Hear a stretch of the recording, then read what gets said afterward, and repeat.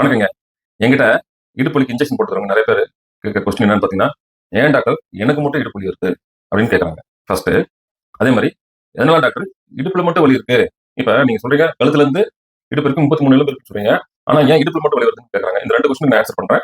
First வந்து ஏன் எனக்கு மட்டும் கொஸ்டின் கேட்கறாங்க இல்லையா? அதுக்கு சொல்றது ஆன்ஸர் என்னன்னா, இந்த உலகத்துல பார்த்தீங்கன்னா, இருக்கக்கூடிய 50% பேர் வந்து இந்த இடுப்பு வலினால பாதிக்கப்பட்டுருக்காங்கன்றது நீங்க தெரிஞ்சுக்கணும். அதனால ஏன் எனக்கு மட்டும் வந்திருக்கு அப்படின்னு சொல்லிட்டு ஃபீல் பண்ண வேண்டாம்.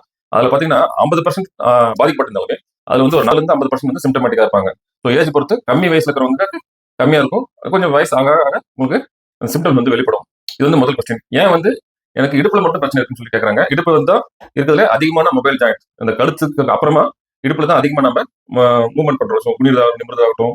2வது விஷயம் வந்து இடுப்புல தான் வந்து அதிகமான லோடு குடுக்குறோம். உடம்போட வெயிட் ஃபுல்லாவே இடுப்புல தான் இங்க இருக்குது.